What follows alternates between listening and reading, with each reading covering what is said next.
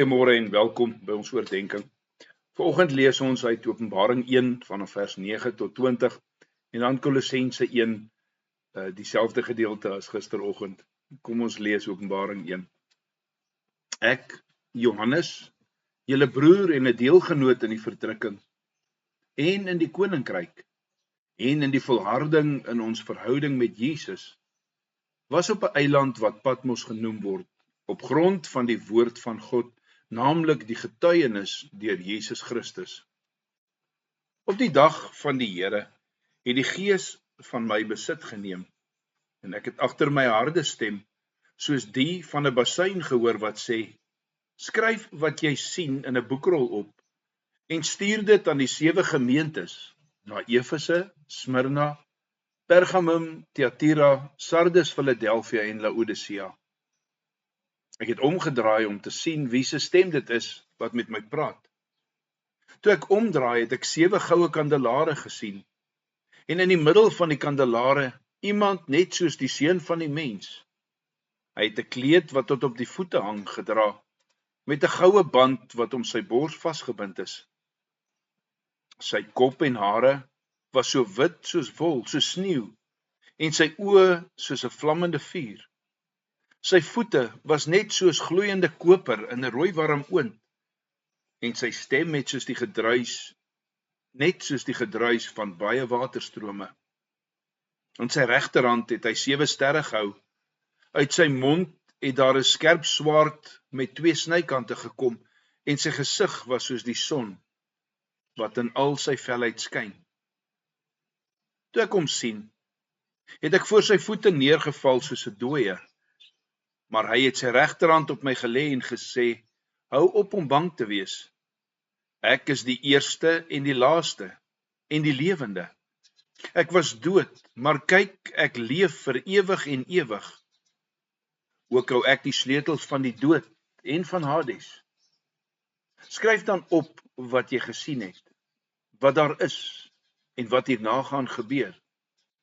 Dit is die misterie van die 7 sterre wat jy in my regterhand sien en van die 7 goue kandelare.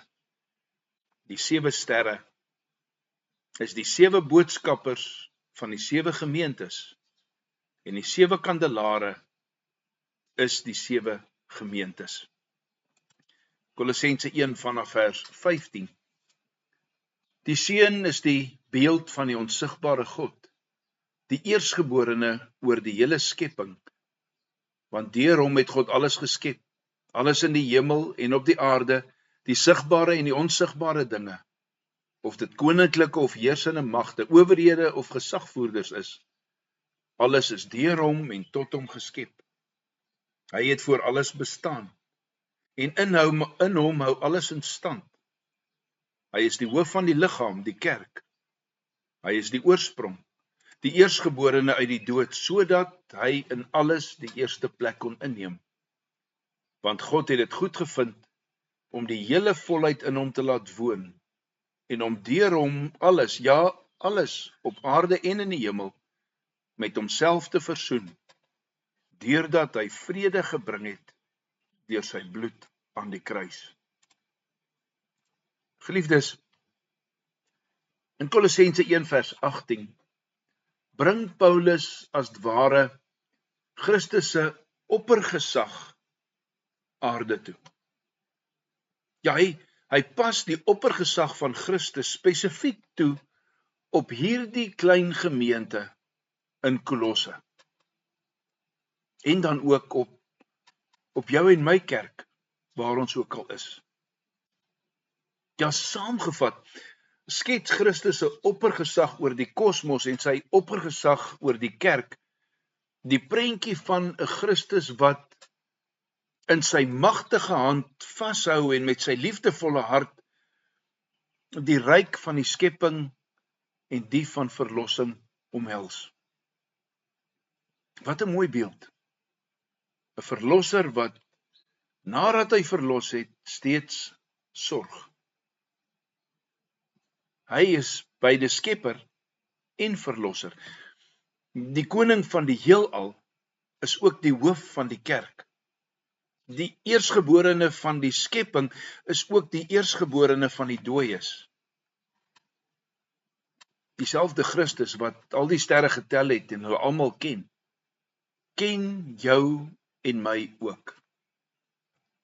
Ek het gister genoem van Kuyper, wat gesê het dat Christus uitroep oor elke vierkante duim in die ganse kosmos, dit is myne. En dit gaan nie net oor die kosmos nie, maar ook oor die kerk. En dit gaan ook oor jou en my individuele lewens. Deur na Christus as die hoof van die liggaam te verwys, sê Paulus dat die kerk se afhanklikheid op hom alleen moet rus. En dat die kerk sy lyding van Christus alleen moet verwag. Sonder 'n kop is 'n liggaam leweloos. En so is dit sonder Christus. Sonder Christus word die kerk niks anders nie as 'n lewelose instelling, wat niks beter het om te bied as wat die wêreld kan bied nie. Terwyl jy die verskillende areas van jou lewe ondersoek, bid dat God daardie plekke sal ontbloot waar Christus nie voorrang geniet nie.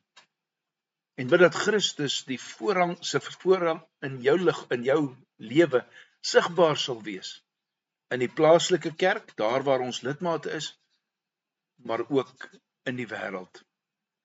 Kom ons sluit ons oë. Almagtige ewige God en Vader, wat 'n voorreg om vanoggend weer te kan hoor hoe dat Christus alles in die ganse heelal is. Die eersgeborene in die heelal en die eersgeborene uit die dood. Dankie dat ek kan weet, Christus is in elke faset van my lewe teenwoordig. Maar so dikwels geniet hy in my lewe nie oral voorrang nie. Here, kom ontbloot daardie plek deur die werk van die Gees aan my, waar Christus nie voorrang geniet nie.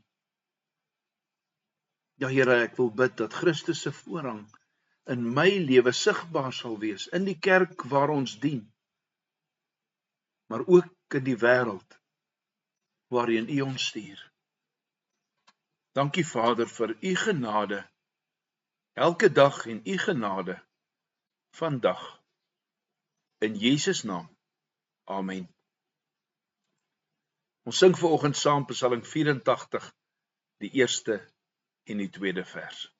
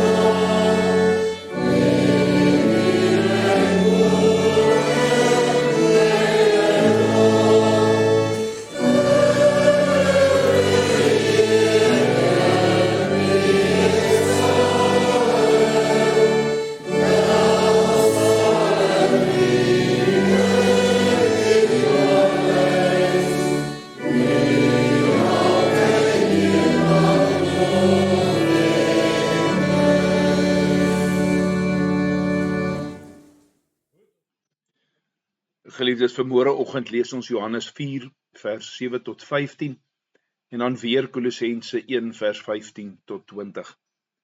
Mag elkeen 'n geseënde dag hê tot ons mekaar weer sien 6 uur môreoggend.